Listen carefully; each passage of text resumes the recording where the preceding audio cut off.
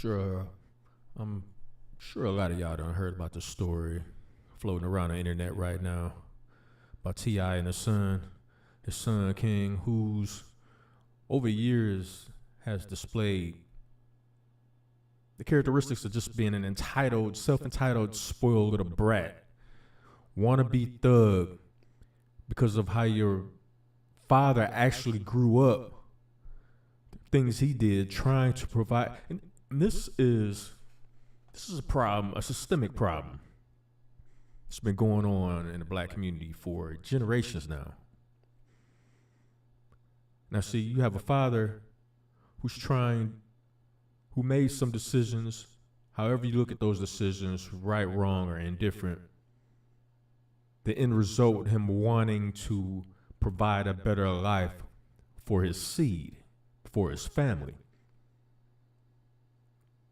And then once you got to that position, actually being able to provide that better situation, only to have your child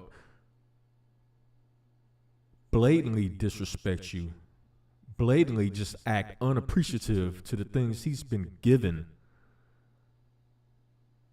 because he wants to be a street dude. I mean, the street dudes don't want to be street dudes. If they had better options and if they had things that they could do to put them in a position to, let's say, whatever financial position they want to put themselves in, I'm going to bet you them street dudes wouldn't want to be out there in them streets looking over their shoulders every 5 minutes, wondering, is the ops going to slide on me? Or is the police going to slide on me? Either way it go, the end result is going to be bad. And here you have this young man living in multi-million-dollar mansions, gated communities, and you just don't appreciate the shit. And it's a lot of that going on in this generation. These young cats, you think you want to live that life till you get in a situation and them slugs get to flying for real past your head, and all you hear is not knowing that the next one might actually hit you. And that's the kind of life you wanna live? You think you want to hear them sound effects until you actually hear them. But let's check out the video that everyone's talking about.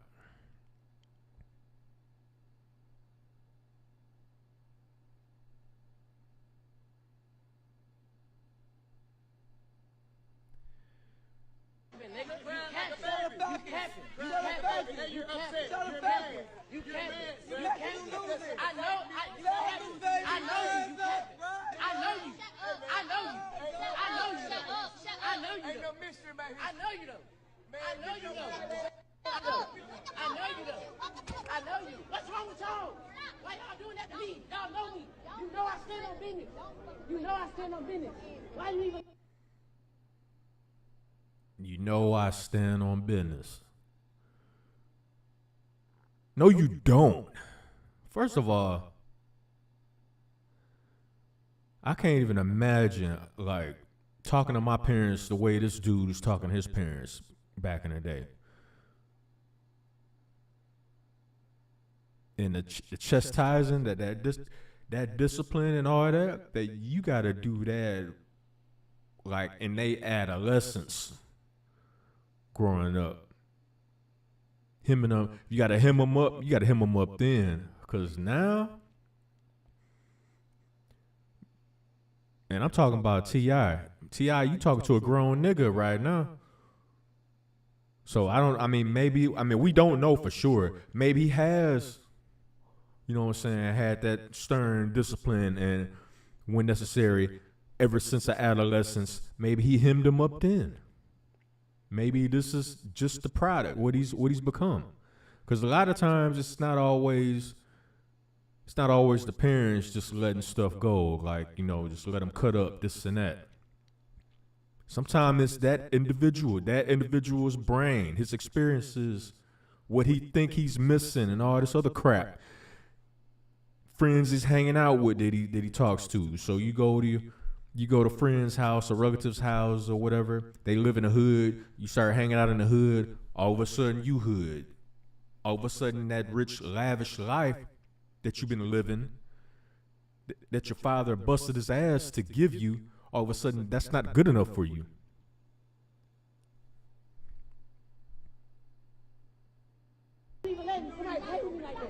Why you letting somebody play with me like that? Why you letting him play with me like that? Why you letting him play with me like that? No, ain't no joking. Ain't no joking. What do you mean? You are embarrassing yourself and the family. Nigga, you embarrassing yourself. You are embarrassing yourself. You are embarrassing yourself. Hey, what is you talking about? Get out of me, nigga. Like, man, get out of me, nigga. Well, you can't do nothing with me. Shit you can do with me.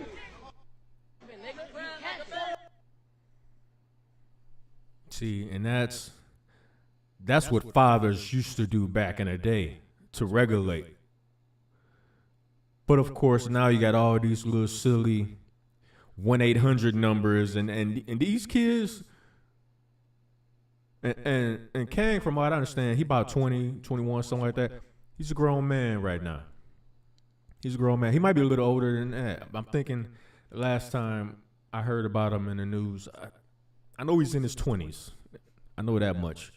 But see, back in the day, fathers had the right, and nobody said anything about it. If a father was going to check his son, you got to hem him up, so be it. And what happened, what turned out is a better product growing forward. That son became a man. He became a productive part of society. Now, see, over the years, you got all these 1-800 numbers. And they've been indoctrinated in schools. Like if your parents is, physically abusive to you, if your parents is whooping you and stuff like that. See, it started out, they slid it in, because at first they was like, if you have abusive parents and they're just beating you and beating on you, for no reason or whatever. And then they shoot in, if your parents whoops you, if they spank you, call this number. If your parents touch you in any kind of way, in a disciplinary action, call this number. And then slowly but surely, feeding this stuff to them in school, and now they're bringing it home. And now, of course, a couple incidents probably jumped off, and a parent ends up getting arrested for disciplining their child. So the child sees this. So what does that child do? Goes to school, starts running his mouth. So now his classmates know about it. And they're just spread, and then the word spread around, and now all of a sudden you have a society of fathers who are not allowed to discipline their child. So what do you have? Now you got a bunch of hooligans running around, stealing cars. Just had a couple young boys end up dead in the alley in Chicago who, they're suspected of, stealing cars and carjacking people and stuff like that. It's not confirmed. It's just speculation right now as far as how they were living their life or whatever. But just to single them out, because you can tell it wasn't an accident. Somebody was actually trying to shoot them.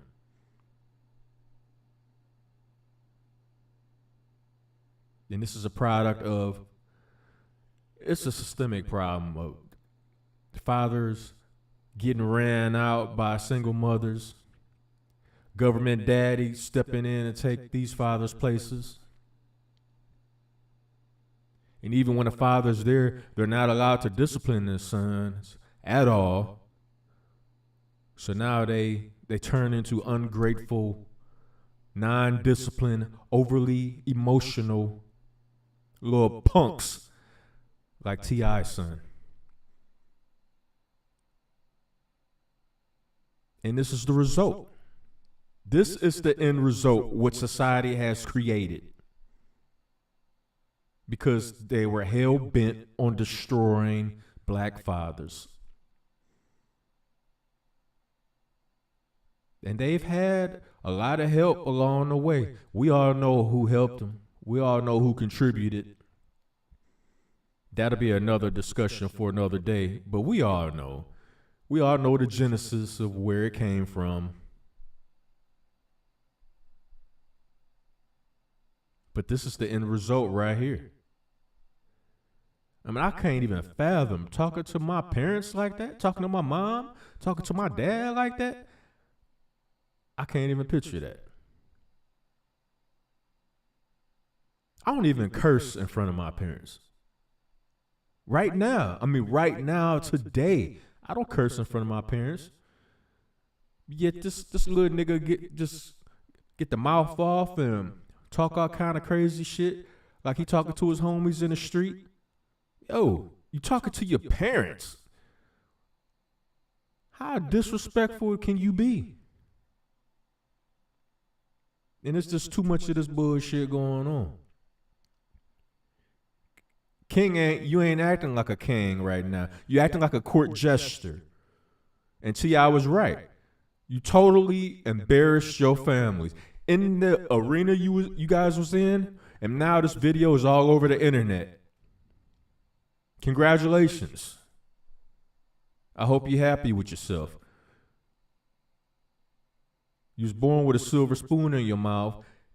That terminology wasn't meant to be an insult. It just means you were born ahead of a lot of other black kids growing up.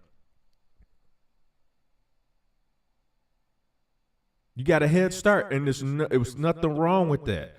Your father put you in a position to have a head start. There's nothing wrong with that. But there is something wrong with you not appreciating that and utilizing your head start to make better things happen for yourself. But no, you obsessed with the hood. You wanna be a hood dude. You basically want to go backwards. See, your father was trying to get out the hood. He was trying to move forward, but you want to do a U-turn and go right back to stage one. But you think you're smarter than everybody. And right now, your thought process represents a lot of what these young boys are thinking in society today. You guys are moving backwards on purpose. Would you headbutt the fork end of a hammer on purpose? Would you headbutt a brick wall on purpose? The mentality y'all moving with, that's exactly what you're doing. Anyway, I just want to spin this for a minute. Yo, if you like my content, subscribe to the channel. Share my videos. Hit up the Cash App. Show some support. $, Cobra Clutch 357. I'm out.